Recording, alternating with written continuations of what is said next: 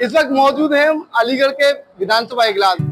48 वर्षों की शैक्षणिक उत्कृष्टता के साथ 23 से भी ज्यादा प्रमुख बीटेक प्रोग्राम्स और 600 से अधिक अंतर्राष्ट्रीय छात्रों के साथ विज्ञान डीम्ड टू बी यूनिवर्सिटी देश की बेहतरीन यूनिवर्सिटी में से एक है। यानी कि लोकसभा क्षेत्र की अगर बात कही जाए तो हाथरस लोकसभा के सांसद अनूप वाल्मीकि जी लगातार जन समस्याओं को सुन रहे हैं।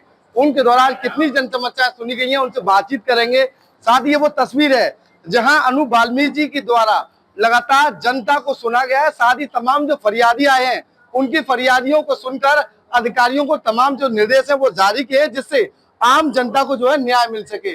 न्याय प्रणाली की अगर बात कही जाए तो अधिकारियों को लेकर तमाम जो फरियादी हैं वो लगातार आरोप लगाते हैं, जिसके बाद जब उन्हें न्याय नहीं मिलता तो कहीं ना कहीं जो विधायक होते हैं या फिर वो सांसद होते हैं उनके पास पहुंचते हैं।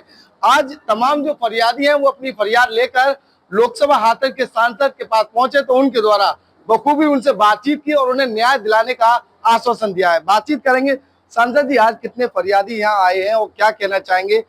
लगातार तमाम फरियादी हैं, समस्या नहीं सुनी जाती है, आपके पास पहुंचे। देखिए, सबसे पहले तो मैं आपके चैनल का और आपका हृदय से आभार और धन्यवाद ज्ञापित करना चाहूँ कि आप भी जिन लोगों की समस्याओं को कोई नहीं सुनता उनकी बातों को उजागर करने का काम आपके चैनल के माध्यम से होता है, इसलिए भी धन्यवाद।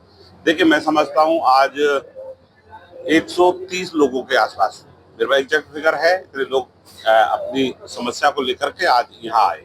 सबसे पहले तो जब चुनाव चल रहा था तो ज्यादातर सामान्य जनमानस का भाव था कि हमें एमपी एमएलए के पास अलीगढ़ जाना पड़ता है। तो मैंने भी ये कहा था कि भाई, मैं आपके आशीर्वाद से अगर मैं यहाँ से सांसद के रूप में सेवा करने का अवसर मिलता तो मेरा प्रयास रहेगा आप मेरे दरवाजे ना आओ, हम ही आपके दरवाजे पे एक जगह बैठ करके लोगों की बातें सुने। तो उसी क्रम में आज जन सुनवाई का कार्यक्रम यहाँ रखा था। सैकड़ों से ज्यादा फरियादी अपनी समस्याएं लेकर के आए थे।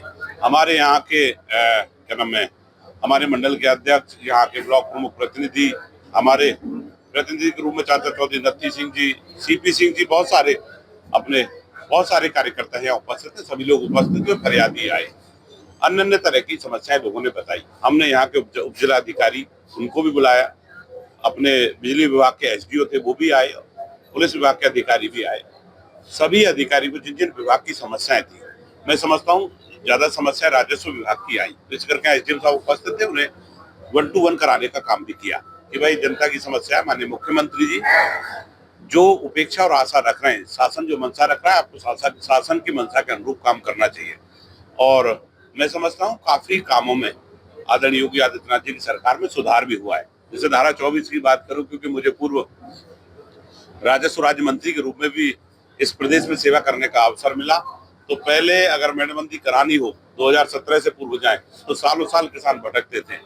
मैं धन्यवाद देना चाहूंगा पूज्य योगी आदित्यनाथ जी को कि उन्होंने इस व्यवस्था में, मैं भी उनके साथ काम करने का अवसर मिला, बड़ी अच्छी व्यवस्था की कि धारा 24 ला करके मैं समझता हूँ 3 महीने के अंदर मैक्सिमम इस समस्या का समाधान हो जाता। राजस्व में बहुत सारे सुधार उनके मार्गदर्शन में हुए।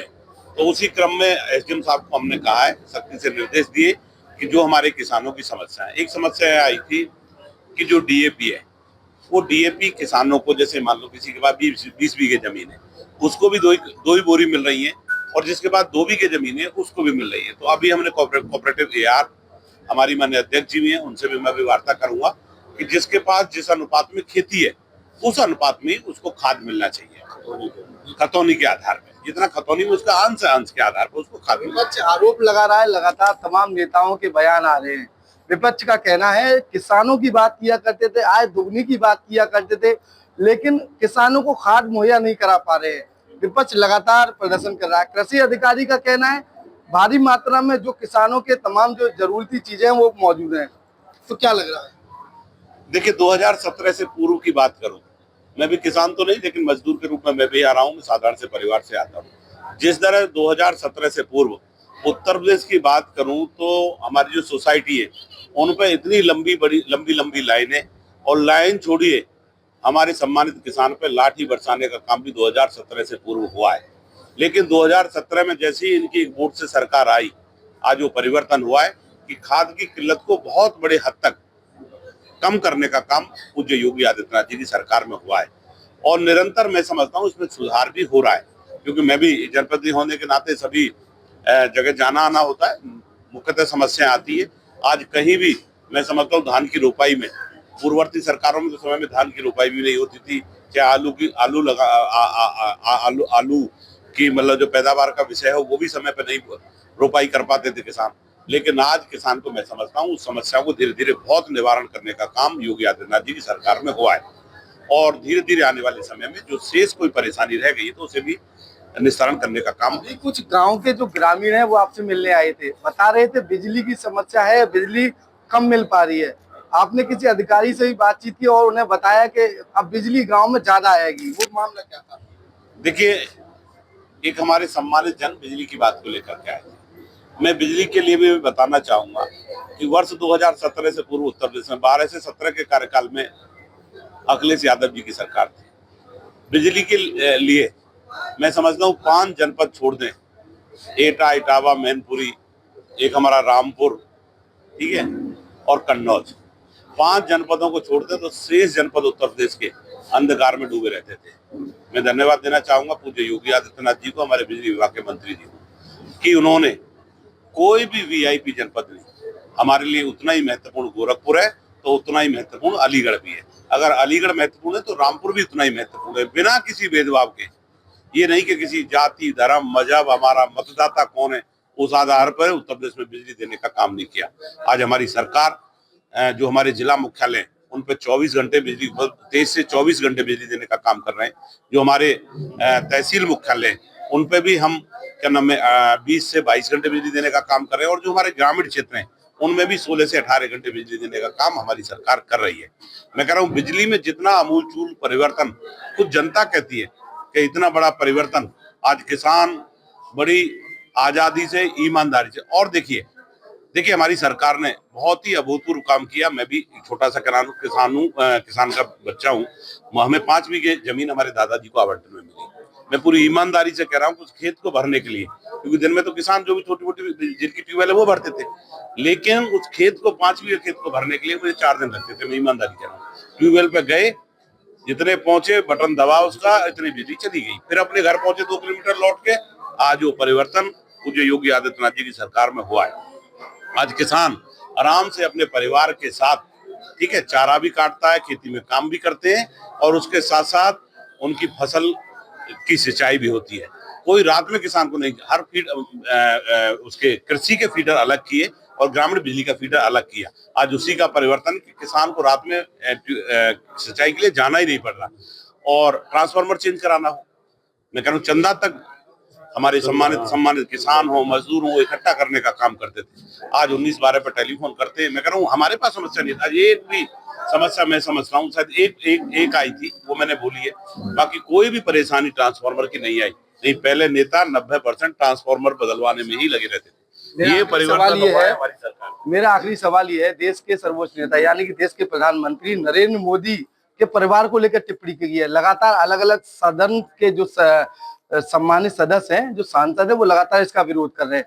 क्या कहेंगे? अखिलेश यादव का ये कहना है कि मतलब जो पुरानी चीजें हैं उनके बयानों को भी देखा जाए, तो क्या लग रहा है जो देश के प्रधानमंत्री उनके परिवार को लेकर बिहार में जो है रैली के दौरान शब्द कहे गए? देखिए, मैं समझता हूँ कि जिस तरह देश के यशस्वी प्रधानमंत्री आदरणीय मोदी जी, और मोदी जी ने वर्ष 2014 से, वैसे तो वो पूर्व में भी 2014 से पहले भी वो गुजरात के मुख्यमंत्री के रूप में उन्हें बहुत सेवा करने का अवसर मिला, अन्य अन्य दायित्वों का उन्होंने निर्वहन किया।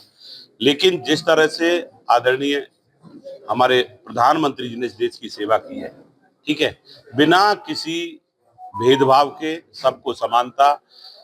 जब वर्ष 2014 में हम 11वीं इकोनॉमी थे, और ये देश के यशस्वी प्रधानमंत्री जी की सोच है, उनकी विचारधारा है कि आज हम 4थे पायदान पे हैं, तो निश्चित देश के यशस्वी प्रधानमंत्री जी ने लगातार इस देश की चिंता की, और आज उसी का परिणाम है कि हम लगातार, हमारा देश तरक्की और उन्नति कर रहा है। जैसा कि आपने कहा कि अखिलेश उनकी माता जी पे टिप्पणी की है। देखिए, मैं समझता हूँ राजनीति अपनी जगह है, और वो भले ही संत के रूप में लें, लेकिन संत के रूप में काम करते हैं। कोई परिवार नहीं, पूरा देश उनका परिवार है। इस तरह की अभद्र टिप्पणी करना, माता जी के जिस तरह उन्होंने बोला है, मैं समझता हूँ उसकी जितनी निंदा की जाए उतनी कम है। और किसी भी नेता को एक दूसरे के माता पिता पे मैं समझता हूँ इस तरह की टिप्पणी नहीं करनी चाहिए। हम ठीक है राजनीतिक दल है, सबकी अपनी अपनी विचारधारा हो सकती है, सबका अपना अपना भाव हो सकता है, लेकिन राजनीति को राजनीति तक रहने दें, तो परिवार तक नहीं ले जाए। सदस्यता रद्द करने की मांग चल रही है, सदस्यता रद्द करने की मांग चल रही है। जिन लोगों के द्वारा ये बयान दिया गया उनकी सदस्यता रद्द की जाए। देखिए बिल्कुल ही, मैं भी ये कहना चाहूंगा कि जो नेता इस तरह की टिप्पणी करते हैं निश्चित उन पर कठोर कार्रवाई होनी चाहिए और एक मिसाल बननी चाहिए कि कोई किसी के लिए माता पिता के लिए कम से कम अपशब्द न बोले। मेरा आखिरी सवाल ये है, उप मुख्यमंत्री जब अलीगढ़ आए थे एक बयान दिया था अलीगढ़ का नाम हरिगढ़ किया जाए, आप क्या कहना चाहेंगे, कब तक होना चाहिए? देखिए इसमें कोई दो राय नहीं, पूर्व में क्या रहा क्या नहीं रहा। अभी हमारे उत्तर प्रदेश के यशस्वी उप मुख्यमंत्री जी आए थे, उन्होंने भी वहां से मंच से घोषणा की है। मैं भी ये चाहूंगा कि इसमें कोई दो राय नहीं, अलीगढ़ का नाम जल्द से जल्द हरिगढ़ हो और हम लोगों को भी जहां इसमें पहल करनी पड़ेगी हम भी उसमें पहल करेंगे। और देखिए ऐसा भी नहीं है जी, उत्तर प्रदेश में 2012 से 17 के कार्यकाल में 700 से ज्यादा दंगे हुए थे। जो सरकार एक विशेष वर्ग की हिमायती बनती है, उस सरकार में 700 से ज्यादा दंगे हुए थे। अलीगढ़ में भी कई दंगे हुए थे, लेकिन पूज्य योगी आदित्यनाथ जी के नेतृत्व की जो सरकार चली, लगभग 8 वर्ष से ज्यादा का कार्यकाल, लगभग 9 वर्ष के आसपास हम लोग पहुंचने वाले हैं, कोई भी दंगा पूरे उत्तर प्रदेश में एक भी नहीं हुआ। सब समाज के लोग, चाहे हिंदू हो, मुस्लिम हो, सिख हो, ईसाई, सब लोग प्रेम और सौहार्द से रह रहे हैं और यही एक शासक की अच्छी पहचान है। जी बिल्कुल, ये थे लोकसभा हाथरस के लोकप्रिय सांसद अनूप वाल्मीकि जी, जिनके द्वारा जन सुनवाई के दौरान तमाम लोगों को न्याय दिलाने की बात कही है, तो वहीं अलीगढ़ का नाम हरिगढ़ करने के लिए भी पहल करने की बात कही है। गंगा, खबर आपकी, जुबान आपकी।